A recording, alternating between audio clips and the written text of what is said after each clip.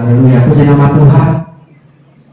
Saatnya kita mendengarkan firman Tuhan pada hari ini, supaya kita boleh apapun yang kita alami di dalam kehidupan, di dalam dunia ini, kita terus semakin kuat. Walaupun banyak cobaan di sekitar kita, kita tidak menyerah tentang hal itu. Kita tetap tenang, kita tetap teguh menjalani kehidupan. Bagaimana itu bisa? Supaya kita boleh mendapat pertolongan dari Tuhan. Kita harus tenang, karena bukan kita yang berperang, tapi Tuhan Yesuslah yang berperang di dalam kehidupan kita, yang menolong kehidupan kita melewati semua serigala-serigala yang ada di sekitar kita.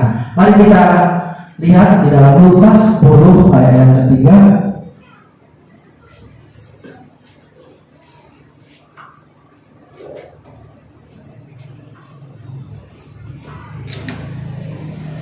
Lukas 10 ayat yang ketiga, demikian firman Tuhan, pergilah, sesungguhnya aku mengutus kamu seperti anak domba ke tengah-tengah serigala. Ini saudara, sekali lagi kita baca Lukas 10 ayat yang ketiga, pergilah, sesungguhnya aku mengutus kamu seperti anak domba ke tengah-tengah serigala. Ini yang harus kita renungkan di dalam pribadi kita ketika kita mendapatkan masalah, baik itu di sekitar kita, baik itu di luar, yang kita tidak sangka-sangka, tapi itu terjadi. Ini karena Tuhan Yesus mengutus kita seperti anak domba di tengah-tengah serigala. Bagaimana ada domba itu, saudaraku? Jikalau dikelilingi oleh serigala, satu aja serigala lawan satu aja, pasti kalah domba. Tapi ini anak domba satu beribu sekeliling serigala. Bagaimana itu ketakutan yang sangat luar biasa, saudaraku, kalau kita pikirkan secara pikiran kita. Tapi firman Tuhan mengatakan, pergilah, sesungguhnya aku mengutus kamu seperti anak domba ke tengah-tengah serigala. Ini Tuhan sudah mengatakan itu sebelumnya, pergilah. Ini yang akan engkau alami.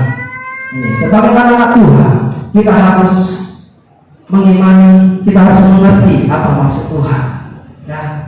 Karena banyak cobaan, ya, yang tidak kita sangka-sangka di sekeliling kita. Kita lihat, anak itu tidak mungkin seperti ini. Kita pikir, tapi itu yang terjadi, saudaraku.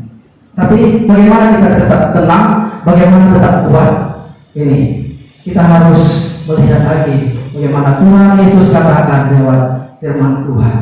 Ya, karena itulah perintah Tuhan, ya, sebagai kita murid-murid Tuhan, anak-anak Tuhan, untuk bersaksi kemanapun. Pasti ada tekanan, pasti ada penderitaan, pasti ada aniaya yang harus kita alami di tengah-tengah dunia ini. Tidak mungkin tidak, saudaraku. Tapi bagaimana kita memikirkan selalu bagaimana kebesaran Tuhan lewat pribadi kita itu bisa mengalahkan semua tekanan-tekanan yang ada di sekeliling kita. Sekalipun serigala itu mengaum, ya, sekalipun serigala itu berdiri-diri, ya, tapi tidak akan bisa jatuh. Anak domba itu tidak bisa diterkam pada kuasa Tuhan.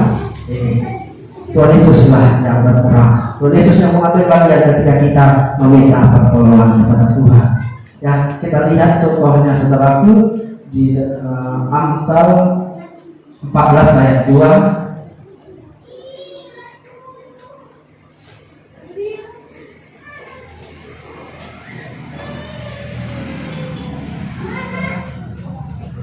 Amsal 14 ayat 2. Siapa berjalan dengan jujur takut akan Tuhan, tetapi orang yang sesat jalannya menghina Dia. Dan ada juga perkataan, saudaraku, ya, di dalam Amsal juga 14, ada jalan disangkanya lurus, tetapi ujung-ujungnya menuju maut. Ini, saudaraku, bagaimana ayat ini muncul?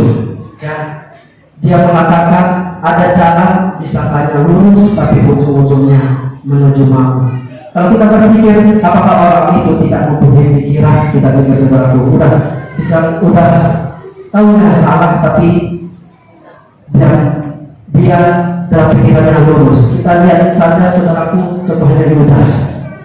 Ya, Yudas, Dia bukan orang lain pada hari itu saudaraku. Dia adalah rasul, adalah murid Tuhan. Tuhan bukan tidak mengerti ataupun tidak tahu apa sifat Yudas ini saudara. Dia tahu, ya, dia tahu. Tapi dia selalu mengajari. Tapi Yudas ini saudaraku, misalkan selalu jalan yang lurus, ya, dia tidak mengerti, ya. Oh, dia tak menyatu dengan Tuhan, aku muridnya, aku rasulnya, pasti akan diselamatkan. Dia berpikir seperti itu saudaraku. Tapi di dalam firman Tuhan apa yang dia lakukan saudaraku, ya, dia memegang uang pembendaharaan. Kalau kelompok itu kan ada pembendaharaan saudaraku, ini uang itu orang itu dia memegang. Dari situlah dia ambil sedikit korupsi saudaraku. Korupsi itulah setiap hari dia lakukan. Ya, setiap hari dilakukan. Dia adalah rasul, adalah murid Kristus, tapi dia korupsi di dalam pembendaharaan. Sudah beberapa kali disinggung-singgung, diajarkan, ya, Tuhan Yesus. Ya, kita lihat di dalam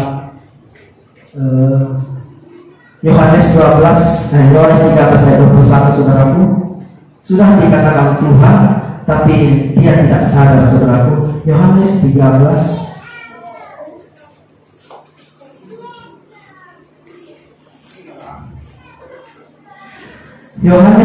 ayat 21. Setelah Yesus berkata demikian, ia sangat terharu lalu bersaksi, aku berkata kepadamu, sesungguhnya seorang di antara kamu akan menyerahkan aku.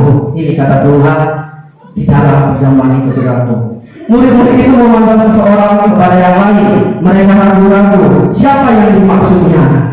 Seorang di antara murid Yesus, yaitu murid yang dikasihinya, bersandar dekat kepadanya di sebelah kanannya. Kepada murid itu Simon Petrus memberi isyarat dan berkata, tanyalah siapa yang dimaksudnya. Murid yang dulu dekat Tuhan Yesus itu berpaling dan berkata kepadanya, Tuhan, siapakah itu? Jawab Yesus, dialah itu yang kepadanya aku akan memberikan roti sesudah aku mencurukannya. Sesudah dia berkata demikian, ia mengambil roti, mencurukannya dan memberikannya kepada Yudas, anak Simon Iskariot.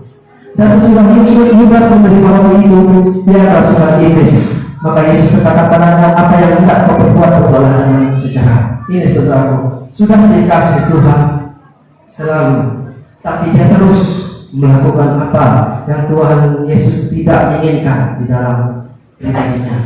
Itu makanya ada di dalam kitab firman Tuhan katakan, di mana ada gandum, di situ ada lalang. Ini saudaraku, ya, di mana ada gandum pasti ada lalang, ya, pasti ada. Tapi ketika kita sadar, ya, pasti kalau itu tidak akan ada saudaraku, kita selalu datang kepada Tuhan ini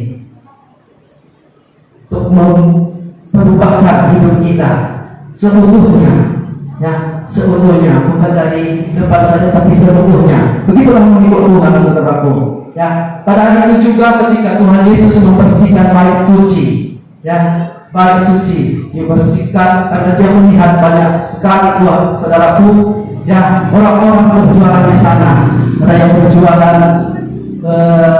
lembu, ya, merpati, menukar uang, domba, kambing saudaraku, karena pada saat itu akan diadakan penyembelihan, ya, pencucian, ya, saudaraku.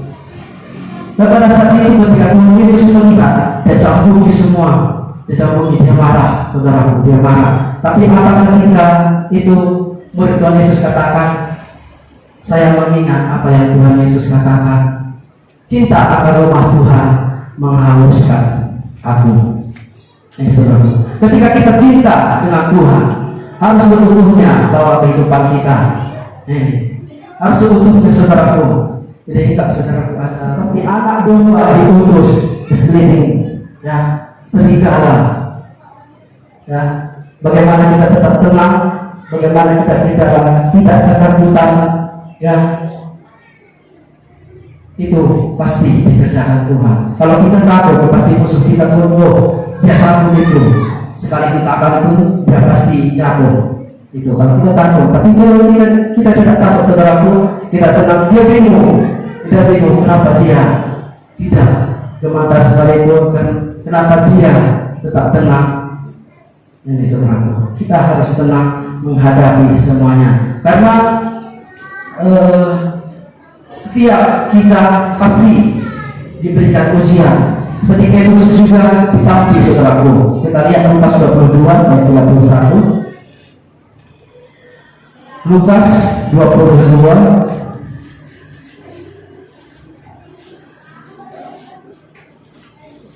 ayatnya ke-31 sampai dengan 32. Dan bagian firman Tuhan, Simon, lihat, iblis telah mengutuk untuk menapi kamu. Saudaraku, Lukas 22 ayat 31 sampai dengan 32. Simon, lihat, iblis telah menuntut untuk menapi kamu seperti gandum, tetapi aku telah berdoa untuk engkau supaya imanmu jangan gugur, dan engkau, jikalau engkau sudah irsyad, kuatkanlah saudara-saudaramu. Ini yang dikatakan Tuhan kepada Simon Petrus, saudaraku. Iblis menuntut engkau harus ditampi, ya, ditampi.